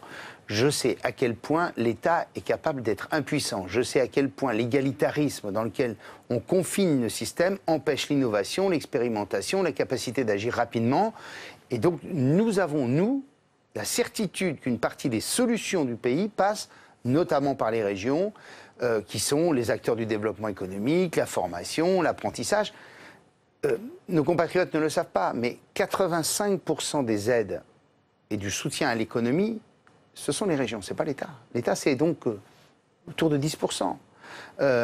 La formation professionnelle, c'est nous. Et là-dessus, il faut qu'on change de braquet. On va y venir, si vous voulez bien, Hervé Morin, mais vous serez bien à Cahors le 14 décembre prochain. Oui, bien sûr. Vous avez eu un entretien avec Gérard Larcher à l'instant. Est-ce que vous avez parlé de ce dossier prioritaire dont vous venez de parler, qui concerne l'apprentissage, justement, et la formation professionnelle? On a évoqué cela, on a évoqué la révision constitutionnelle, puisque le président de la République a fait des annonces lors du congrès de l'Association des maires de France. Sur la formation professionnelle et l'apprentissage, notre discours, il est clair. Prenons l'apprentissage pour commencer. Ce que nous disons, c'est que, en effet, on doit faire beaucoup mieux. Et qu'il y a là toute une série de blocages dont une grande partie dépend d'abord de l'État. J'en cite 3. La réglementation sur les conditions d'embauche des apprentis. Quand vous avez un apprenti boucher mineur à qui vous n'avez pas le droit de confier un couteau, vous comprenez bien que c'est un peu compliqué. Quand vous avez des temps de travail qui sont différents de ceux des salariés, c'est un peu compliqué quand on est dans le BTP. Quand vous n'avez pas le droit de monter plus de 3 marches, trois barreaux d'échelle pour une formation dans les métiers du bâtiment, tout ça ne va pas. Donc il y a la question de la réglementation des conditions d'embauche d'apprentis. Ça dépend de l'État. Deuxièmement, il y a on nous dit mais on n'est pas assez rapide, on n'est pas capable de prendre des décisions rapidement. Le problème, c'est pas nous. Le problème, c'est qu'on a tellement serré les choses dans des règles, les consultations de comités théodules divers et variés, que lorsque moi je veux ouvrir en tant que président de région une formation, je dois le décider au plus tard en novembre de l'année N-1 pour une ouverture en septembre de l'année N, tant les procédures sont longues. Je dis à l'État, mais simplifiez-nous tout ça et on sera plus réactif. Troisième élément, toujours l'État. Il faut qu'on ait un cadre stabilisé. Du temps de François Hollande, on a changé les règles 10 fois, on a décidé de supprimer telle aide, on en a remis une autre. Donnons aux entreprises la stabilisation des conditions et de la construction juridique et du soutien que nous avons à l'apprentissage. Donc ça, d'abord, c'est la question de l'État. Puis, il y a un deuxième sujet, stratégique, l'orientation. Nous ouvrons des formations, nous ouvrons des places d'apprentis sur des besoins économiques avérés, où des entreprises nous disent « on a besoin d'apprentis ». Sauf qu'on dit à nos jeunes, trop souvent encore dans les collèges, ne faites pas d'apprentissage. Et donc, il faut nous confier l'orientation. L'orientation doit sortir des mains de l'éducation nationale. On vous confie l'apprentissage, cette réforme, la formation professionnelle, l'orientation. Est-ce que les régions en ont les moyens? Bien sûr qu'on en a les moyens. La formation professionnelle, nous en assurons. Je parle pour les demandeurs d'emploi, puisque c'est notre champ de compétences. Nous le faisons, grosso modo, 80% des crédits sont chez nous. La seule chose, c'est qu'il y a tellement d'acteurs, tellement de pilotes. Il faut un pilote unique. Il faut un seul décideur, il faut un patron et un patron unique. Et il faut qu'ensuite Pôle emploi soit le maître d'œuvre des décisions de la région et non pas soit dans une espèce d'autonomie qui fait qu'il n'y a globalement plus aucun patron à la tête de Pôle emploi. Donc on a à reformater tout cela, à concentrer les systèmes de décision avec un dialogue, bien entendu, qui doit se faire avec l'État sur les grandes orientations stratégiques, notamment puisque, vous le savez, le président de la République a annoncé 15 milliards pour la formation professionnelle. Vous êtes très critique sur les branches professionnelles, pourquoi? Non, je ne suis pas critique sur les branches professionnelles. Je pense que je ne vois pas comment les branches professionnelles seraient plus malignes que nous pour faire venir des jeunes en apprentissage quand le système, grosso modo, continue à dire à nos enfants si tu es bon, ne fais pas d'apprentissage, si tu es mauvais, fais de l'apprentissage. Tant que ça soit présenté comme la filière de l'échec, tant qu'on ne pourra pas faire connaître les métiers, tant qu'on continuera à présenter l'industrie comme germinale, comme le monde de l'enfer, alors qu'on peut y faire des métiers formidables en gagnant tout à fait convenablement sa vie. C'est encore le cas, c'est un peu caricatural, Hervé Morin, quand même? Non, écoutez, moi, quand j'ai un inspecteur d'académie qui se félicite devant 300 personnes, qui a moins d'apprentis dans une année que l'année d'avant, je ne peux pas dire qu'on soit dans un système qui marche. Alors, il y a des tas de gens dans l'éducation nationale qui jouent le jeu. Mais il y a encore besoin de bâtir un modèle dans lequel on fait rentrer le monde de l'entreprise, le monde des métiers, pour faire partager des passions et pour que nos jeunes puissent découvrir qu'il y a là des voies dans lesquelles on peut trouver un boulot et s'épanouir. On en vient maintenant à ce qui vous concerne et votre parti, les centristes, puisqu'on a vu la première réunion constitutive du parti Agir. C'était hier au Sénat, cette droite constructive. Quelle est la place pour le centre aujourd'hui dans la Macronie, Hervé Morin? Déjà, il y a un parti central, c'est celui du président de la République. Après, il y a au sein du centre droit beaucoup d'hommes et de femmes qui sont, disons-le, en quête de repères, en quête de maison, en quête voilà, qui sont un peu perdus aujourd'hui. Et donc, ce qu'il faut, c'est non pas se refermer sur un petit parti comme celui que vous évoquiez, mais au contraire, bâtir une formation avec des hommes et des femmes issus des Républicains comme du monde des centristes pour bâtir une formation politique qui ait de l'élan, qui s'appuie sur des hommes et des femmes ayant des responsabilités locales. Il y a énormément d'élus dans les territoires qui sont à la recherche, pas forcément d'un parti, mais dans un mouvement dans lequel on va réfléchir, on va essayer d'innover, de porter des solutions nouvelles, de construire des projets nouveaux. Je pense que c'est ce schéma-là, c'est la construction de quelque chose de beaucoup plus grand, d'un élan et non pas d'un parti vers lequel moi je souhaite aller. Il y a un espace pour vous, notamment avec l'élection très certaine de Laurent Wauquiez à la tête des Républicains? Ma question, c'est pas Wauquiez contre les autres, etc. C'est pas ça mon débat. Moi, ce que je sais, c'est que je rencontre beaucoup d'élus, beaucoup de grands élus, de responsables de grandes agglomérations, de départements, de régions, qui se disent, voilà, on a besoin d'abord et avant tout de se remettre sur un travail de réflexion. Comment on fait en sorte que la France soit plus girondine, fasse plus de place à l'innovation, à l'expérimentation des territoires. Est-ce que vous pouvez travailler avec Laurent Wauquiez? Écoutez, moi je ne suis pas dans ce débat. Laurent Wauquiez, pour l'instant, je suis dans une majorité très clairement avec les Républicains. Tous les présidents de région qui sont ici sont élus dans des majorités républicains. UDI, il ne faut pas non plus oublier les choses. Les municipalités aussi. Moi j'aime bien l'idée qu'en effet il y ait des différences. Il y en a, ça fait aucun doute. Mais tout d'un coup de considérer que cet homme est totalement inacceptable quand vous avez vous-même combattu ensemble. Je rappelle que les UDI ont été sur des listes au régional conduites par Laurent Wauquiez. C'était déjà le même. Donc le dialogue va rester le même avec Laurent Wauquiez? Il y a un dialogue à bâtir, en effet. Avant de vous laisser partir, une petite réaction à la mort, à la disparition de Johnny Hallyday. C'est un monument du patrimoine national qui s'en va. Tout le pays est en deuil, a dit Emmanuel Macron. Ouais, quand ce matin je me suis réveillé, qu'en allumant mon portable, j'ai eu l'alerte. Voilà, j'étais franchement malheureux parce qu'on a tous des chansons de Johnny en tête. On fait partie des chanteurs que j'écoutais et que j'écoute régulièrement, avec des chansons qui vous rappellent des moments de vie. On est tous allés à des concerts de Johnny.